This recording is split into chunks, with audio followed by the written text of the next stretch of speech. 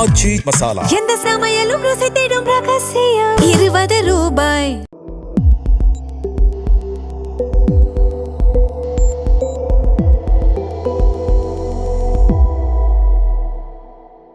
தமிழ் தடம் நேயர்களுக்கு வணக்கம். நம்மோடு உரையாட ஊடகவியலாளர் திரு கேப்ரியல் இணைந்திருக்காங்க. அவங்க பேசலாம். வணக்கம். வணக்கம்.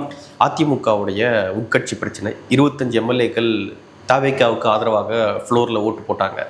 ஆனால் இப்பொழுது தாவேக்கா அவங்கள கண்டுக்கவே இல்லை, அமைச்சரவையில் இடமும் கொடுக்கல.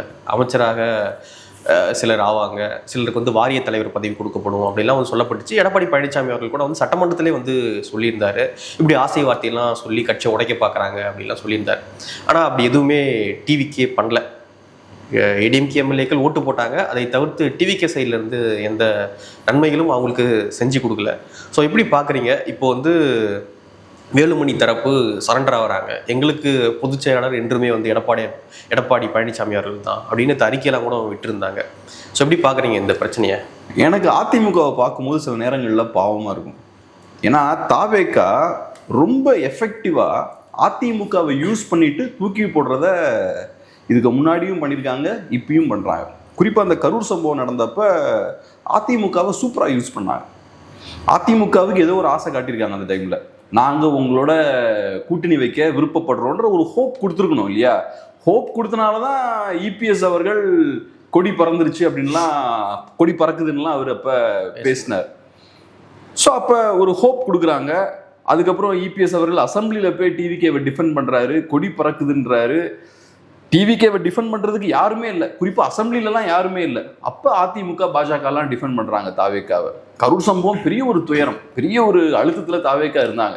அந்த பிரச்சனையிலேருந்து தாவேக்காவை மீட்டு விட்டதில் அதிமுகவுக்கும் ஒரு பங்கு உண்டு. அதுக்கப்புறம் இந்த வேலைலாம் முடிஞ்சதுக்கப்புறம் ஒரு 1-2 மாதம் கழிச்சு அதிமுகவுக்கு எதிராக தாவேக்கா திரும்பிட்டாங்க, விஜய் அவர்கள் திரும்பிட்டார். ஸோ கரெக்டாக அதிமுகவை யூஸ் பண்ணுற மாதிரி யூஸ் பண்ணிட்டு காரியம் முடிஞ்சதுக்கப்புறம் தூக்கி போட்டாங்க. இப்போவும் நான் அப்படி தான் பார்க்குறேன். அதிமுகவை யூஸ் பண்ணி அதிமுகவை பலவீனப்படுத்திட்டாங்க. டெஃபினட்டாக தாவேக்கா சைட்லேருந்து ஒரு டோர் ஓப்பன் பண்ணியிருக்கணும். அதனால தான் அதை நம்பி 27 எம்எல்ஏஸ் அங்கேருந்து வெளியே வராங்க. 25 எம்எல்ஏ அதுக்கப்புறம் 25 மாறிடுறாங்க. ஒரு 2 பேர் திரும்ப இபிஎஸ் கூட போய் சேர்ந்துடுறாங்க. ஓட்டு போட்டது 25 பேர், ஓட்டு போட்டது 25, பட் பிரிகிறாங்களா? 27 பேர் ரெபல்ஸாக வராங்க. அவங்க தலைமைக்கு எதிராக திரும்புறாங்க, ஒரு 27 திரும்புறாங்க.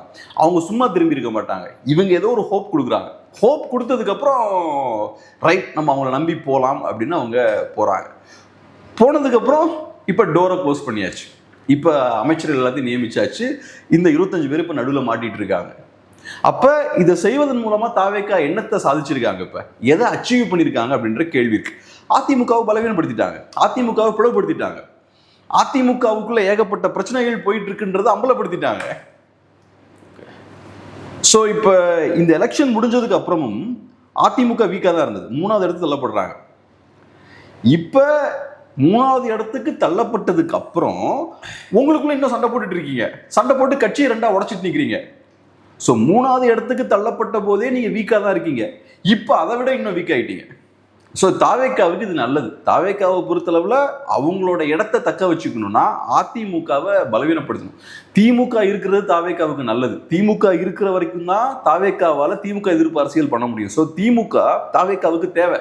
ஆனால் அதிமுக அப்படி கிடையாது. அதிமுகவால் தாவேக்காவுக்கு எந்த பிரயோஜனமும் கிடையாது. அதிமுகவால் தாவேக்காவுக்கு பிரச்சனை தான். நாளைக்கு அதிமுக மீண்டு வராங்கன்னு வச்சுப்போம், ஏதோ ஒன்று கரெக்டாக பண்ணுறாங்கன்னு வச்சுப்போம், நாளைக்கே மக்களுக்கு தாவேக்கா மேலே ஒரு அதிருப்தி ஏற்படுதுன்னு வச்சுப்போம், இந்த பக்கம் திரும்பிடுவாங்க. ஏன்னா அவங்கெல்லாம் ஏடிஎம்கே ஓட்டர்ஸ் தான், மோஸ்ட்லி எல்லாம் திமுக எதிர்ப்பாளர்கள் தான் பிரதானமா. இந்த பக்கம் எல்லாம் திரும்பிடுவாங்க. ஸோ அப்போ அந்த ஆப்ஷனை கொடுக்கக்கூடாது மக்களுக்கு.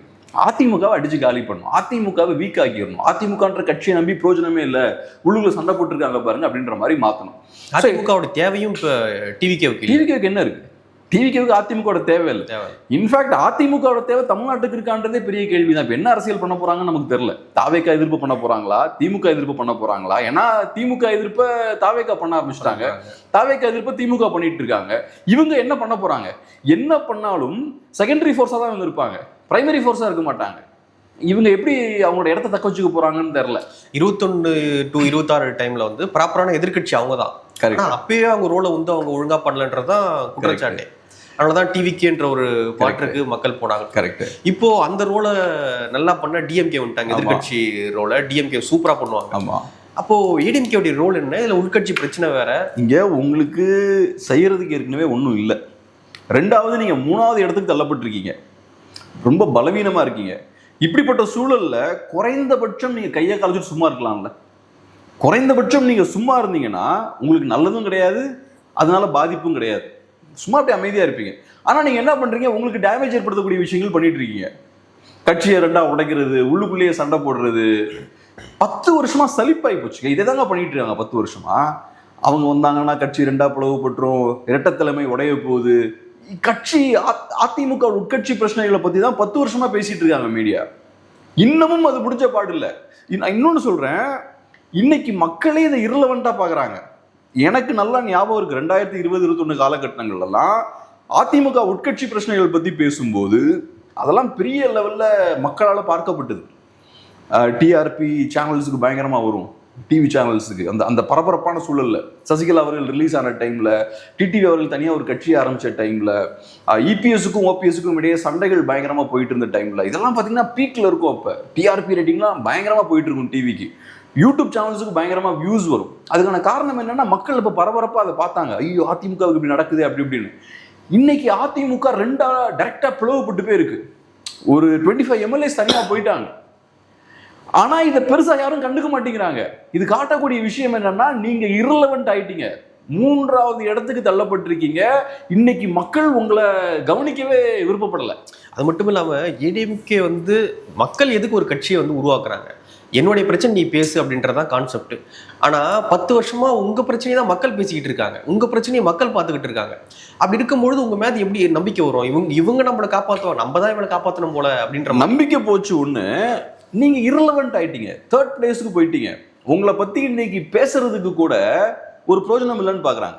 ஒரு பெரிய கட்சி 2ஆ உடையதுன்னா பிக் நியூஸ் அது. ஆனா இன்னைக்கு 2021 இருந்த அந்த ஒரு இம்பாக்ட் அப்ப ஏற்படுத்துச்சுல அந்த பிளவுலாம், அந்த இம்பாக்டை இன்னைக்கு இந்த பிளவு ஏற்படுத்த மாட்டேங்குது. ஸோ இன்னைக்கு அதிமுகவை பத்தி கண்டுக்கிறதுக்கு மக்களே ரெடியா இல்லை. இவங்களுக்கு வேற வேலையே கிடையாது, சண்டை போட்டு இருப்பாங்க. இன்னைக்கு ஒரு பெரிய கட்சியா இருந்து 2ஆ பிளவுபட்டா கூட பேசுவாங்க. இன்னைக்கு புதுசா தாவேக்கான்னு வந்துருச்சு, எல்லாரும் தாவேக்காவை பத்தி பேசிக்கிட்டு இருக்காங்க. திமுக இந்த இடத்துல ஓரளவுக்கு ரிலவெண்டா இருக்காங்க, ஏன்னா தாவேக்கா எதிர்ப்பு பேசுறதுனால அவங்களுக்கும் ஒரு ரோல் இருக்கு.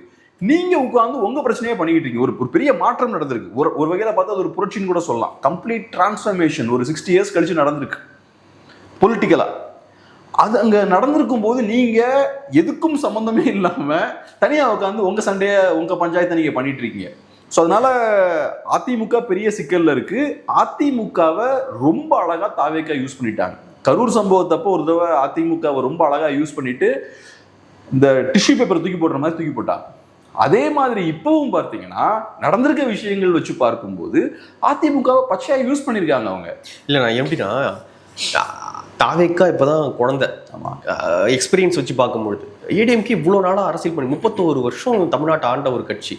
நீங்கள் பலவீனமாக இருக்கிறதுனால தான் ஒரு புது கட்சி உங்களை யூஸ் பண்ணிட்டு போகிறாங்க. நீங்கள் அதை வெளியே காட்டியிருக்கீங்க, நான் பலவீனமாக இருக்கேன் அப்படின்னு நீங்கள் வெளியே காட்டினதனுடைய விளைவு தான் புது புது கட்சிகள்லாம் உங்களை யூஸ் பண்ணி தூக்கி போட்டிருக்கேன். நான் எப்படி பார்க்குறேன்னா, என்னோட பாயிண்ட் ஆஃப் வியூ என்னன்னா, நீங்கள் பலவீனமாக இருக்கலாம், பலமாக இருக்கலாம், ஆனால் பலமாக இருக்கிற தோற்றத்தை காட்டிக்கணும். எந்த இடத்தையுமே வீக்காக இருக்க மாதிரியான விஷயங்கள் பண்ணக்கூடாது. இப்போ கொடி பறக்குதுன்னு இபிஎஸ் சொல்கிறாருன்னா அவர் அவங்க பின்னாடி போகிறதா பொருள். இபிஎஸ் அவர்களுக்கு தாவேக்காவோட தேவை இருக்குது அப்படின்றத அங்கே கன்வே ஆகுது. தாவேக்கா அதை பண்ணலையே. தாவேக்கா அதிமுகவோட எங்களுக்கு கூட்டணி வைக்கிறதுக்கான விருப்பம் இருக்குன்ற எந்த இண்டிகேஷனையும் அவங்க காட்டலை. அப்படி இருக்கும்போது நீங்கள் ஏன் காட்டுறீங்க? நீங்கள் அப்படி பேச ஆரம்பிச்சுட்டீங்கனாலே தாவேக்காவை விட நீங்கள் வீக்காக இருக்கீங்கன்றத காட்ட ஆரம்பிக்கிறீங்க, வெளிப்படுத்த ஆரம்பிக்கிறீங்க. ஜெயலலிதா அவர்களோட ஸ்ட்ரென்த்தை என்னன்னு பார்த்தீங்கன்னா, அவங்க வீக்னஸ் இன்னைக்கு வெளிப்படுத்துறது கிடையாது. நாங்கள் ஸ்ட்ராங்காக இருக்கோம், என்ன ஆனாலும் நாங்கள் தான் டாப், பிஜேபி எங்கள் கண்ட்ரோலுக்கு கீழே தான் இருப்பாங்க, திமுகவை நாங்கள் நசுக்கிடுவோம், திமுக ஒரு தீய சக்தி, அந்த மாதிரியான ஒரு பவரை நீங்கள் ப்ரொஜெக்ட் பண்ணணும். இபிஎஸ் அவர்கள்ட்ட சிக்கலே என்னன்னா, ஒரு பவரை ப்ரொஜெக்ட் பண்ணல. கரூர் சம்பவத்தை அது பச்சையாக பட்டுது. ரெண்டாவது, நம்ம நிறைய பேசியிருக்கோம், கேம்பெயின் பண்ணும்போது செங்கோட்டையனோட போய் சண்டை போடுறது, உதயநிதி ஸ்டாலின் அவரோட போய் சண்டை போடுறது, அதெல்லாம் வீக்னஸை காட்டக்கூடிய விஷயம். நீங்க செகண்டரி லீடர் மாதிரி பிஹேவ் பண்றீங்க. அமைச்சர்கள் அவங்களுக்குள்ள சண்டை போட்டுக்கலாம். உதயநிதி ஸ்டாலின் அவர்கள் அட்டாக் பண்ணணும்னா அதிமுக செகண்டரி லீடர்ஸ் அட்டாக் பண்ணலாம், ஏன்னா அவரு டெப்யூட்டி சிஎம். நீங்க டார்கெட் பண்றது சிஎம், நீங்க ஆக முயற்சி பண்றது சிஎம் பதவிக்கு, நீங்க டார்கெட் பண்ண சிஎம் பதவியை. அப்போ நீங்கள் அதை மட்டும் தான் ஃபோக்கஸ் பண்ணணும். நீங்கள் அதை விட்டுட்டு செகண்ட் லெவல் லீடர்ஸை டார்கெட் பண்ணுறீங்கன்னா again you are projecting weakness, பலவீனத்தை தான் நீங்கள் வெளிப்படுத்துறீங்க. இபிஎஸ் அவர்கள்ட்ட அந்த ஒரு சிக்கல் இருக்குது. அவர் ஓரளவு கட்சியை கட்டுக்கோப்பாக வச்சுக்கிட்டாரு, இன்னைக்கு வரைக்கும் நடத்துறாரு, அதெல்லாம் ரைட்டு. ஆனால் இந்த ஒரு ஜெயலலிதா அம்மையார் மாதிரியான ஒரு டாமினண்டான ஒரு இமேஜை காட்டலை. அதோட ஒரு விளைவு தான் இது. இப்போ பார்த்தோம்னா செகண்ட் டைம் திரும்பவும் அழகா தாவேக்கா ஏடிஎம்கேவை தூக்கி போட்டிருக்காங்க. ஆமாம், ஏமாத்திட்டாங்க லிட்டரலா. அவங்கள தேவையான இடத்துல கரெக்டாக யூஸ் பண்ணி ஃப்ளோர் டெஸ்ட்டுக்கு அவங்கள கரெக்டாக யூஸ் பண்ணிக்கிட்டாங்க. யூஸ் பண்ணி முடிச்சதுக்கப்புறம் தூக்கி வெளில எறிஞ்சிட்டாங்க. ஆனால் ஃப்ளோர் டெஸ்ட்டில் அவங்க இல்லைனா கூட அது வெற்றி பெற்றிருக்கும். ஸோ ஆனாலும் அன்றைக்கி ஓட்டு போட்டாங்க, அவங்க யூஸ் பண்ணிட்டாங்க. இப்போ லாபம் வந்து தாவேக்காவுக்கு தான். அதிமுகவை இன்னும் கொஞ்சம் கூட பலவீனப்படுத்தாச்சு. 2026 எலெக்ஷன் ரிசல்ட்ஸ் வரும்போதே அதிமுக பலவீனப்படுறாங்க. இப்போ இன்னும் கொஞ்சம் கூட நீங்கள் அதிமுகவை வீக் ஆக்கியாச்சு. இன்னொரு 6 மாதம் அவங்களுக்குள்ள பஞ்சாயத்து பண்ணிக்கிட்டே இருப்பாங்க. இப்போ ஆனால் எனக்கு ஒன்று அதிமுக ஒன்று சேர்ந்துருவாங்க தான் நினைக்கிறேன். ஏன்னா இவங்க எல்லாமே நல்லா பழந்துன்னு கொட்டப்பட்டவங்க, நல்லா எக்ஸ்பீரியன்ஸான பொலிட்டீஷியன்ஸ். இவங்க அவங்களோட அந்த பொலிட்டிக்கல் கெரியர் டிஸ்ட்ராய் பண்ணுற மாதிரியான வேலைகள்லாம் பார்க்க மாட்டாங்க. அவங்கள பொறுத்தளவில் ஓகே, நம்ம தாவேக்கா பக்கம் போனால் ஏதோ பெருசாக கிடைக்கும்னு நினச்சி போனோம், கிடைக்கல, திரும்ப அங்கேயே போயிடலாம். அதுக்குன்னு வீம்புக்கு தனியாலாம் இருந்தால் 2 பேரும் காலி ஆயிடுவோம். இபிஎஸ்ஆலையும் தனியாக இருக்க முடியாது, அப்புறம் இவர் நம்ம வேலுமணி அப்புறம் சிவி சண்முகம் அவர்களாலையும் தனியாக இருக்க முடியாது. இவங்களுக்கு தெரியும் ப்ராக்டிக்கலாக நம்ம 2 பேருமே தனியாக இருக்க முடியாது. இருக்கிற நிலைமைக்கு நம்ம சேர்றது தான் பெட்டர், அது நம்ம எல்லாருக்குமே நல்லது. அப்போ அதை பண்ணிடுவாங்க. இவங்கெல்லாம் ப்ராக்டிக்கலான பொலிட்டீஷியன்ஸ். நம்ம மிடில் கிளாஸ் ஆட்கள், ஐடி எம்ப்ளாயீஸ், அப்புறம் ஆஃபீஸில் ஒர்க் பண்ணுறவங்க தான் ஈகோலாம் பார்ப்போம். அவன்கிட்ட நான் பிரிஞ்சு வந்துட்டேன், இனிமேல் நான் அவன்கிட்ட போக மாட்டேன் அப்படின்லாம் நிற்போம். இவங்கெல்லாம் பியூர் பிஸ்னஸ் பீப்புள். எது பெஸ்ட் ஆப்ஷனோ அதை கையில் எடுப்பாங்க. இப்போ பெஸ்ட் ஆப்ஷன் இவங்களுக்கு சேர்றது தான். அதனால டெஃபினட்டாக யோசிக்காமல் இவங்க சேர்ந்துருவாங்க. ஆனால் அதிமுக பெரிய சிக்கல் இருக்குது. இது நான் இன்னொன்று சொல்கிறேன், இது தாவேக்காவுக்கு பெரிய வெற்றி, இது திமுகவுக்கும் பெரிய வெற்றி தான். ஓகே, இப்போ இந்த கூட்டணி அமையாமல் போச்சு இல்லை, இது திமுகவுக்கும் பெரிய வெற்றி தான். ஏன்னா திமுகவை பொறுத்தளவில் டிவிகேவுக்கு ஒரு பேக்கப் இருக்கக்கூடாதுன்னு நினைப்பாங்க. இப்போ அதிமுகவோட அந்த 25 எம்எல்ஏஸ் உள்ள வந்துட்டாங்கன்னு வச்சுப்போமே, அவங்களுக்கு அமைச்சர் பதவியெல்லாம் கொடுக்குறாங்கன்னு வச்சுப்போம், அது தாவேக்காவுக்கு ஒரு பஃபராக இருந்திருக்கும். நாளைக்கே இடதுசாரிகளோ விசிகேவோ பிரச்சனை பண்ணாங்கன்னா ரைட், நான் ஒன்றும் கண்டுக்க மாட்டோம், இவங்களை வச்சு மேனேஜ் பண்ணிடலாம் அப்படின்ற ஒரு இடத்துல இருப்பாங்க. இப்போ அந்த பஃபர் வந்து தாவேக்காவுக்கு இல்லை. அப்போ தாவேக்கா இடதுசாரிகளையும் காங்கிரஸையும் ஐயுஎம்எல்லையும் விசிகேவையும் பெரிய லெவலில் சார்ந்திருப்பாங்க. அவங்க திமுகவோட இன்னும் க்ளோஸாக தான் இருக்காங்க. குறிப்பாக இடதுசாரிகள் உங்கள்கிட்ட இருந்து பவர் ஷேர் பண்ணல, நீங்கள் அவங்களை நம்ப முடியாது. இடதுசாரிகள் மட்டும் நினைச்சாலே அவங்க கவர்மெண்ட்டை கொலாப்ஸ் பண்ணலாம். 4 சீட் வச்சிருக்காங்க. ஸோ அப்போ இது யாருக்கு அதிகாரத்தை கொடுக்குது? நிறையா திமுக கையில் நிறைய அதிகாரத்தை கொடுக்குது, இடதுசாரிகள் கையிலும் நிறைய அதிகாரத்தை கொடுக்குது, திமுக கையிலையும் அதிகாரத்தை கொடுக்குது. ஆனால் திமுக கூட்டிலிருந்து வெளியேறிட்டாங்க கிட்டத்தட்ட எல்லாருமே. இப்போ திமுக கிட்ட இவங்களுக்கு பெரிய கோவம்லாம் எதுவும் கிடையாது, பெரிய முரண்களும் எதுவும் கிடையாது. அவங்க திமுகலேருந்து வெளியேறினதுக்கான ஒரே காரணம் என்னன்னா, திமுகவை விட இது பெட்டர் ஆப்பர்ச்சுனிட்டி, அவ்வளோதான். தாவேக்காவோட போனால் எங்களுக்கு அதிகாரம் கிடைக்குது. இடதுசாரிகள் ஓரளவுக்கு ஒரு பிரின்சிபிள் ஸ்டாண்ட் எடுத்திருக்காங்க. மக்களோட மேண்டேட்டை நாங்கள் ரெஸ்பெக்ட் பண்ணுறோம். ஸோ மக்கள் தாவேக்காவுக்கு தான் பெருவாரியாக ஓட்டு போட்டிருக்காங்க, நாங்கள் வெளியிருந்து சப்போர்ட் பண்ணுறோம். பட் மற்ற கட்சிகளை பொறுத்தளவில் திமுகவோட பயணிக்கிறதால எனக்கு கிடைக்கிற லாபத்தை விட தாவேக்காவோட பயணித்தால் எனக்கு லாபம் அதிகம். ஸோ லாப கணக்கு தான் அது. நாளைக்கு இந்த கணக்கு மாறினா திமுக பக்கம் போயிடுவாங்க. இது ஏன் நான் சொல்கிறேன்னா, என்ன கணக்கு மாறினாலும் இவங்க பாஜக பக்கம் அதிமுக பக்கம் போக மாட்டாங்க. அந்த தடை இங்கே கிடையாது. நாளைக்கு கால சூழல் மாறுச்சுன்னா திமுக பக்கம் போகிறதுக்கு தயங்க மாட்டாங்க. நான் இப்போ சொன்ன அந்த கணக்குகள்லாம் மாறுதுன்னு வச்சுப்போம், திமுக கூட போனால் லாபம் அதிகம்னு வச்சுப்போம், அப்போ திமுக கூட போயிடுவாங்க. லெட்ஸ் சே 29க்கு முன்னாடி, அரௌண்ட் இந்த 2029 எலெக்ஷனுக்கு முன்னாடி ஆன்டி இன்கம்பன்சி அதிகமாகுதுன்னு வச்சுப்போம். தமிழ்நாடு முழுக்க நிறைய பிரச்சனைகள் கிரியேட் ஆகுதுன்னு வச்சுப்போம். திமுக அதுக்கான வேலைகள்லாம் இப்போ பண்ண ஆரம்பிச்சிட்டாங்க. அக்ரெசிவாக ஆன்டி டிவிகே பொலிட்டிக்ஸை பண்ணிட்டு இருக்காங்க. களத்துலையும் நிறைய பிரச்சனைகளும் இருக்குது, அதெல்லாம் இல்லைன்னு கிடையாது.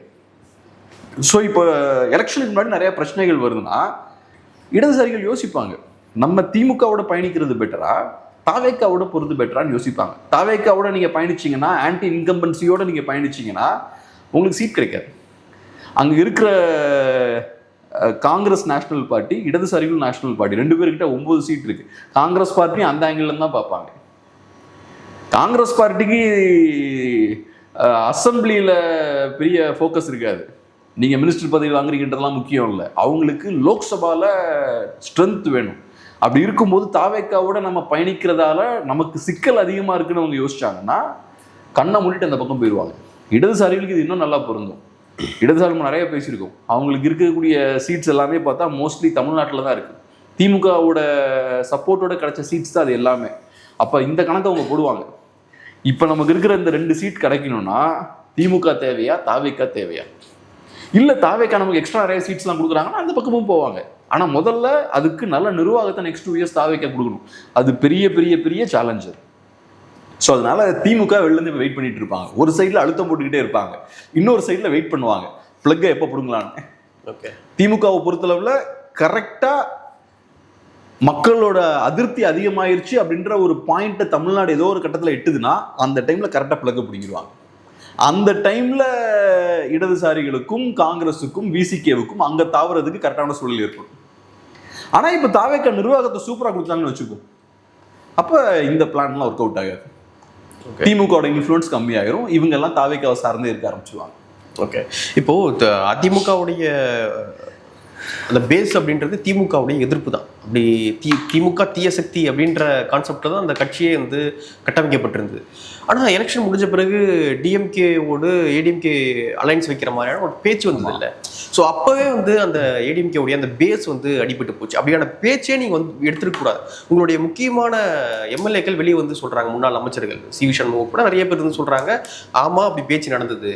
எடப்பாடி பழனிசாமி அவர்கள் நான் சிஎம் இருந்தால் ஓகே, இல்லைனா வந்து நம்ம அது டீலை ஒத்துக்கூடாது அப்படின்னு. ஆனால் டிஎம்கேவோடு போகிறது ஏடிஎம்கேவுக்கு பிரச்சனை இல்லை அப்படின்றது தெரிய வருது. ஸோ இந்த பேச்சு வெளியே வந்ததே வந்து அந்த ஏடிஎம்கேவுடைய பேஸ் அடிபட்டுருச்சு அப்படின்னு நினைக்கிறேன். ஸோ இப்படி இருக்கும்பொழுது ஏடிஎம்கேவுடைய அந்த ஃபியூச்சர், அந்த பாலிடிக்ஸ் என்னவாக இருக்கும்? கஷ்டம் தான். நீங்கள் சொன்ன நல்ல ஒரு பாயிண்ட். இப்போ ஏடிஎம்கேவை பொறுத்தளவில் அவங்களோட யூஎஸ்பியே திமுக எதிர்ப்பு தான். அம்மையார் ஜெயலலிதா இருக்கும்போது ஜெயலலிதா அவர்கள் திமுக காரங்க யாரையுமே ரெஸ்பெக்ட் பண்ண மாட்டாங்க. அவங்களுக்கு வணக்கம் வைக்கிறது எதுவும் இருக்காது. ஆமாம், அவங்களை கண்டுக்காமல் போய்கிட்டே இருக்கிறது தான் அவங்களோட ஸ்டைல். அது காட்டக்கூடிய விஷயம் என்னன்னா இவங்க ரொம்ப மோசமானவங்க. அவங்களோட அதிமுக தலைமைக்கும் சரி அதிமுக கட்சிக்கும் சரி எந்த உறவுமே இருக்காது. யாராவது ஒருத்தங்க திமுகவோட சுமூகமாக போகிற மாதிரி தெரிஞ்சுன்னா அவங்கள தூக்கி வெளில போட்டுறது. லோக்கல்ல இருக்கக்கூடிய அமைச்சர்களும் சரி எம்எல்ஏஸும் சரி அவங்களும் திமுக காரங்க கிட்ட நல்ல ஹெல்தியான ரிலேஷன்ஷிப்லாம் மெயின்டைன் பண்ணல. ஆக்சுவலாக பார்த்தா அரசியல் ரீதியாக நீங்கள் சண்டை போடணும், ஆனால் அதுக்கப்புறம் நீங்கள் பர்சனல் லெவலில் க்ளோஸாக இருக்கலாம், அப்படிதான் இருக்கணும். ஆனால் அம்மையார் ஜெயலலிதா அவர்கள் இந்த அளவுக்கு ஆன்டி டிஎம்கேவை கிரியேட் பண்ணி வச்சிருந்தாங்க. அதுக்கான காரணம் என்ன? திமுகனா மோசம், அங்கேருந்து வர யாருக்கும் இங்கே இடம் கிடையாது. ஏன்னா தீய சக்தி திமுகலேருந்து ஒருத்தர் வராருன்னா அவர் கரெக்டாக இருக்க மாட்டார். அந்த லாஜிக்ல உண்மை இருக்கோ இல்லையோ, ஆனால் திமுக எதிர்ப்புன்ற அந்த அமைப்பை ரொம்ப ஸ்ட்ராங்காக அந்த நரேட்டிவை பில்ட் பண்ணி வச்சிருந்தாங்க. நீங்க திமுகவோட அலையன்ஸ் வைக்கிறதுக்கே நீங்க ரெடி ஆகிறீங்கன்னா அப்ப ஏற்கனவே மக்களுக்கு உங்க மேல நம்பிக்கை இல்லை. நீங்க திமுக எதிர்ப்பை சரியா செய்யலன்ற கோவம் மக்களுக்கு இருக்கு. அதனாலதான் நீங்க தண்டிக்கப்பட்டிருக்கீங்க, சுருக்கப்பட்டிருக்கீங்க. 47 சீட் தான் இப்போ உங்களுக்கு இருக்கு. அப்புறம் அதுக்கப்புறம் திரும்ப நீங்க திமுகவோட கூட்டணி வைக்க முயற்சி பண்ணி அந்த செய்தி வெளில போகுதுன்னா மக்களுக்கு இன்னும் உங்க மேல நம்பிக்கை கம்மியாகும். இவங்க நம்பி பிரோஜனமே இல்லைன்னு நினைப்பாங்க. திமுக எதிர்ப்பு அப்படின்றதே இல்லையே உங்ககிட்ட. ஆமா, இவங்க திமுக எதிர்க்கிறதுக்கு இவங்க சரிப்பட்டு வர மாட்டாங்க. அது ஏற்கனவே முடிவு பண்ணிட்டாங்க. இப்ப இன்னும் கொஞ்சம் கூட வலுப்பெறும் அந்த தாட்டு. அந்த விஜய் தான் சூப்பரா பேசுறாரு, தீய சக்தி திமுக அப்படின்றாரு. அது ஏதோ வசனம்லாம் பேசி வேற திமுக தீய சக்தின்றாரு. அது மக்களை பொறுத்தளவுல அதான். அது இப்போ தாவேக்கா ஒன்றும் பெரிய திமுக அரசு எதிர்ப்பு அரசியல்லாம் பண்ண போறது இல்லை. ஆனால் மக்கள் நம்புறாங்க. நீங்கள் சொன்ன மாதிரி இந்த ஸ்டைலாக பேசுறது, சினிமா பாணியில் பேசுறது, நம்ம ஒரு சின்ன சர்க்கிளில் இருக்கும். நம்ம பேசுறதெல்லாம் ஒரு பொலிட்டிக்கல் ஆடியன்ஸுக்கானது. ஆனால் விஜய் அவர்களோட ரீச் வந்து பயங்கரமாக இருக்கும். பொலிட்டிக்ஸை தாண்டி அரசியல் பார்க்குறது 5-10% மக்கள் தான். அதை தாண்டி என்டர்டெயின்மெண்ட் மக்கள்கிட்டையும் விஜய் அவரோட ஸ்பீச்லாம் போய் சேரும். ஸோ அப்படி போய் சேரும்போது அவங்க வந்து இந்த பொலிட்டிக்கல் ஸ்பீச்சாக இருக்கான்லாம் பார்க்க மாட்டாங்க. விஜய் பேசுகிறா கேட்சியாக இருக்குப்பா, சூப்பராக பேசுகிறாருப்பா, நமக்கு பார்க்கும்போது இமேச்சூர்டாக தெரியும். அது பொலிட்டிக்கல் ஆடியன்ஸுக்கு அப்படி தெரியும், பொலிட்டிக்கல் ஆடியன்ஸுக்கு அது அப்படி தெரியாது. ஆனால் அவங்க தான் மெஜாரிட்டி ஓட்டர்ஸ், அவங்க எல்லாம் ஓட்டை போடுறாங்க. ஆனால் விஷயம் என்னன்னா விஜய் அவர்கள் ஒன்று கிளியர் எஸ்டாப்ளிஷ் பண்ணிட்டார். அதிமுகவை நம்பி பிரயோஜனம் கிடையாது, சண்டை எங்களுக்கும் திமுகவுக்கும் தான். திமுக எதிர்க்கணும்னு நினச்சா நீ எங்களை தான் நம்பணும். அந்த மெசேஜை கரெக்டாக மக்கள்கிட்ட கொண்டு போய் சேர்த்துட்டாரு. அங்கே இபிஎஸ் அவர்கள் தோத்துட்டார். இபிஎஸ் அவர்கள் வீக்காக இருக்கிறத நார்மலான ஒரு அதிமுக ஓட்டர் வந்து விரும்ப மாட்டான். இபிஎஸ்ன்னு இல்லை, ஏடிஎம்கேவோட ஒரு லீடர்னா ஸ்ட்ராங்காக இருக்கணும். அதுவும் குறிப்பாக திமுகவை டீல் பண்ணும்போது முரட்டுத்தனமாக டீல் பண்ணணும். திமுகவை நல்லா டஃபா டீல் பண்ணா ரொம்ப பிடிக்கும் அதிமுகங்களுக்கு. இவர் வந்து தீய சக்திலாம் பேசும்போது நிஜமாவே எதிர்க்கிறாரோ இல்லையோ ஆனா ஸ்ட்ராங்கா பேசுறாருப்பா, அது எங்களுக்கு பிடிக்குது. அதனால விட்டாச்சு, விட்ட அரசியலை திருப்பி பிடிக்கிறதெல்லாம் கஷ்டம். உங்க இடத்துல வந்து மலை மாதிரி வந்து உட்கார்ந்துருக்காங்க அவங்க. வேற கரிஷ்மா வேற, ஸ்டார் பவர் இருக்கு. எம்ஜிஆர் அவர்களுக்கும் ஜெயலலிதா அவர்களுக்கும் இருந்த ஸ்டார் பவர் இருக்கு, உங்களுக்கு அதுவும் இல்லை. இது போக கூட இருக்கிறவங்களெல்லாம் கூட்டிட்டும் போகணும். ஓகே, இப்போ பாருங்க சி வி சண்முகம் அவர்கள் பச்சையா வெளில போட்டு உடைக்கிறார். அதை அவருக்கு தெரியும். இப்போ ப்ரெஸ் மீட்டும் கொடுக்குறது இல்லை அவரு. இப்போ வந்து வேலுமணி அவர்கள்லாம் வராரு இருக்காரு, ரொம்ப அப்செட் ஆயிட்டாங்க. வேலுமணி அவர்கள் நல்ல கிளவரான ஆள் தான். அவர் பார்த்தீங்கன்னா சி வி சண்முகம் பயங்கரமா பேசிட்டு இருக்கும்போது அவர் கொஞ்சம் சைலண்டா தான் இருந்தார், சைலண்டா பேக்ல தான் இருந்தாரு. ஸோ இப்போ சி வி சண்முகமால இப்போ ஃபேஸ் பண்ண முடியல ப்ரெஸ்ஸை. வேலுமணி அவர்கள் இப்போ உள்ள வந்து பேசுறாரு. பட் எனிவே அவங்கெல்லாம் ரொம்ப ப்ராக்டிக்கலான பொலிட்டீஷியன்ஸ். அவங்களுக்கு தெரியும் அவங்களுக்கு எது நல்லதுன்னு தெரியும். ஒரு ட்ரை கொடுத்து பார்த்தாங்க, சரி ட்ரை ஃபெயிலியர் ஆயிடுச்சு, அப்புறம் என்ன திருப்பி ஆப்ஷன் ஏகே போயிடலாம், தாய் கழகத்தில் இடைஞ்சிட வேண்டியதான், எல்லாம் சேர்ந்து சிரிச்சுக்கிட்டே ஒரு போஸை கொடுத்து கட்டி பிடிச்சிக்கிட்டு போயிட வேண்டியது. அவங்களுக்கு ஒன்றும் கிடையாது இலக்க. இப்போது நம்ம 70s பார்த்தோம் அப்படின்னா டிஎம்கே வர்சஸ் காங்கிரஸ் அப்படின்னு இருந்துச்சு களம். அப்புறம் புது ஃபோர்ஸாக ஏடிஎம்கே வந்துட்டாங்க. அதன் பிறகு பார்த்தீங்கன்னா டிஎம்கே ப்ளஸ் காங்கிரஸ் அப்படின்னு மாறி வர்சஸ் ஏடிஎம்கே அப்படின்னு களம் மாறிடுச்சு. அப்புறம் ஃபுல்லாக மாறிடுச்சு களமே. ஸோ அதே போல் திரும்ப இப்போ வந்து டிஎம்கே வர்சஸ் ஏடிஎம்கே அப்படின்னு இருந்தது, களம் மாறி இப்போது DMK plus ADMK versus TVK அப்படின்னு மாறுவதற்கான வாய்ப்புகள் இருக்குமா? அந்த மாதிரி ஏதோ ஒரு கணக்கு கண்டிப்பாக வரணும். ஃபியூச்சரில் புதுசாக ஒரு அரசியல் கட்சி வந்தால் ஏதோ ஒரு கட்சி செகண்டரி ஃபோர்ஸாக மாறிடும். பிரைமரி ஃபோர்ஸாக இருந்த ஒரு கட்சி செகண்டரி ஃபோர்ஸாக மாறும். அப்படிதானே காங்கிரஸ் பார்ட்டி ஒரு செகண்டரி ஃபோர்ஸாக மாறிடுச்சு. ஜஸ்டிஸ் பார்ட்டியால் நிற்கவே முடியல. அந்த ஸ்பேஸில் வேற சில சிறிய கட்சிகள் இருக்காங்க. ஸோ அந்த மாதிரியான விஷயங்கள் டெஃபினட்டாக கம்யூனிஸ்ட் ஒரு பாயிண்ட் ரொம்ப ஸ்ட்ராங்காக இருந்தாங்க. அதுக்கப்புறம் தமிழ்நாட்டில் கம்யூனிஸ்டுகள் வீக் ஆகிட்டாங்க. ஸோ அதான் அரசியல் மாற்றங்கள் நடக்கும்போது, புது பொலிட்டிக்கல் ஃபோர்ஸ் வரும்போது, நேற்று பிரைமரி ஃபோர்ஸாக இருந்தவங்க அடுத்தது செகண்டரி ஃபோர்ஸாக மாறிடுவாங்க. ஆனால் மும்முனை போட்டி தொடர்ந்து நீடிச்சுக்கிட்டே இருக்க முடியாது. ஒரு இன்ஸ்டபிலிட்டி கிரியேட் ஆயிருச்சு. மும்முனை போட்டி வாய்ப்பு இல்லை ரொம்ப நாள். அது எப்போவுமே நிற்காது. ஏதோ ஒரு ஸ்டாட்டஸ்கோ நோக்கி தான் சொசைட்டி மூவ் ஆகும். ஏதோ ஒரு ஸ்டாட்டஸ்கோ. இப்போ வெஸ்ட் பெங்கால் பார்த்தீங்கன்னா டிஃப்ரெண்ட்டு. எப்போவுமே ஒரு பார்ட்டி அங்கே டாமினேட் பண்ணியிருக்கு. இங்கே எப்போவுமே ஒரு டூவல், அது என்ன சொல்லுவாங்க, டூவோபொலி, மோனோபொலி எல்லாம் ஒரு ஒரு டூவோபொலி இங்கே இருக்கிறத நம்ம பார்க்க முடியுது. இருதுருவ அரசியல். ஆமாம், அது அந்த ஸ்டாட்டஸ்கோ இருக்குது. ஒவ்வொரு இடத்துலையும் ஒவ்வொரு மாதிரி ஸ்டாட்டஸ்கோ இருக்கும். ஸோ இங்கே இந்த மும்முனை போட்டி கஷ்டம். ரெண்டாவது நம்ம பார்க்கும்போது நமக்கே பச்சையாக தெரியுது, அதிமுகவுக்கு இங்கே விளையாடுறதுக்கு ஒன்றுமே இல்லை. இப்போ ஒரு இல்லை, 2 டீம் சண்டை போட்டுருக்காங்க, நடுவில் ஒரு 3 பேருக்கு ஒன்றுமே பண்ணுறதுக்கு எதுவும் இருக்காது இல்லை. அந்த மாதிரி தான் இருக்காங்க. பயங்கரமாக அங்கே மோதல் போய்கிட்டு இருக்கு. இங்கே இவங்களுக்கு என்ன பண்ணலானே தெரில. இவங்களுக்குள்ள சண்டை போட்டுருக்காங்க தனியாக உட்காந்து. நீங்கள் ஒரு 150 சீட்டை வச்சுட்டு உங்களுக்குள்ள சண்டை போட்டால் கூட பரவாயில்ல, நீங்களே சுருக்கப்பட்டிருக்கீங்க. இந்த நிலைமையில நீங்கள் சண்டை போட்டுட்டு இருக்கீங்க. இதில் வேற தாவேக்கா பக்கம் ஒரு கூட்டம் ஓடுறீங்க. அப்போ எப்படி உங்க மேலே நம்புவாங்க மக்கள்? எப்படி உங்க நம்புவாங்க? ஒரு கூட்டம் தாவேக்கா பக்கம் போறீங்க, அண்டர் கிரவுண்டில் திமுகவோட பேச்சுவார்த்தை நடத்துறீங்க. இதெல்லாம் பண்ணால் அப்புறம் மக்கள் உங்களை எப்படி நம்புவாங்க? இப்போ ஆக்சுவலாக என்னன்னா, மக்களுக்கு இந்த ரிசல்ட் தெரியாது. நிறைய பேர் என்ன நினைச்சாங்கன்னா அதிமுக தான் ஜெயிக்கும்னு நினைச்சிட்டு இருந்தாங்க. திமுக எதிர்ப்பு கட்சின்னு அதிமுக தான் நினைச்சிட்டு இருந்தாங்க. அந்த நம்பிக்கையில தான் நிறைய பேர் அதிமுக ஓட் போட்டிருக்காங்க. அதனால இப்போ நம்பரை பார்க்கும்போது 47 நம்ம பார்க்குறோம். தாவேக்கா இவ்வளோ ஸ்ட்ராங்காக இருக்குன்றது யாருக்கும் தெரியாது. அந்த ஒரு ஹிண்ட் மக்களுக்கு கிடைச்சிருந்ததுன்னா இது கூட அதிமுக கிடைச்சிருக்காது. ஆனால் இப்போ மக்களுக்கு தெளிவுபட்டுருச்சு. திமுக எதிர்ப்புனா தாவேக்கா தான் இப்போ தெரிஞ்சிருச்சு. நமக்கும் அது அப்போ தெரியல, இப்போ தெரியுது. அப்போ திமுக எதிர்ப்பாளர்கள் நாளைக்கு யாருக்கு ஓட் போடுவா? திமுக எதிர்க்கணும்னா நாளைக்கு தாவேக்கா தான் போடுவாங்க. பை எலெக்ஷன்லாம் வந்ததுன்னா இவங்களுக்கு ஒன்றுமே இருக்காதுங்க பண்ணுறதுக்கு. ஓகே, வேலையே இருக்காது. அநேகமாக பாய்காட் பண்ண வேண்டிய தேவை தான் ஏற்படும். ரொம்ப அசிங்கப்பட முடியும். ஆமாம், அதான் நடக்கும். அது ஆளுங்கட்சி தான் பை எலெக்ஷனில் ஜெயிக்கும் அப்படின்ற ஒரு எழுதப்படாத விதியாக இருக்குது. ஆமாம், ஆளுங்கட்சி தான் பை எலெக்ஷனில் பொதுவாகவே ஜெயிக்கும். அது போக எலெக்ஷன் இப்போ தான் முடிஞ்சிருக்கு, இன்னும் சூடு தெரிஞ்சிருக்காது. ஸோ அப்படி இருக்கும்போது தாவேக்காவுக்கு இன்னொரு அட்வான்டேஜ் இருக்கு. திரும்ப ஆமாம், அப்போ தாவேக்காவை எதிர்க்கிற இடத்துலையும் நீங்கள் இல்லை, திமுக தான் இருக்காங்க அங்கேயும். இதில் நீங்கள் என்ன பண்ண போறீங்க? உங்களுக்கு ஒருத்தன் ஓட்டு போடணும்னு நினைக்கிறானே வச்சுப்போம். எதுக்காக ஓட்டு போடணும்? எதுக்காக போடணும்? உங்களுக்கு இனி இரலவெண்ட் ஆயிட்டீங்க. இப்போ என்டிகே கூட போடுறது கொஞ்சம் பேர் இருப்பாங்க. ஏன்னா மாற்று வேணும்னு எப்பவுமே கொஞ்சம் பேர் யோசிப்பாங்க. தமிழ் தேசியவாதி கொஞ்சம் பேர் இருப்பாங்க. ஸோ என்டிகேக்கு போடுறாங்க. ஆனால் உங்களுக்கு என்னன்னு சொல்லி ஓட்டு போட போறாங்க? நானே ஓட்டு போடணும்னு உட்காந்துருக்கேன். உங்களுக்கு ஓட்டு போட வேண்டிய தேவையே எனக்கு இல்லை. நிறைய ஆப்ஷன் இருக்கு. ஆமாம், உங்கள் வேலையை பார்க்குறதுக்கு தாவேக்கா இருக்காங்க. தாவேக்கா எதிர்க்கிறது திமுக பார்க்குறாங்க. ஸோ என்ன பண்ண போகிறாங்கன்னு தெரில, பார்ப்போம். ஓகே, பார்க்கலாம். நிறைய விஷயங்களை மூட பகிர்ந்துக்கிட்டீங்க. நன்றி.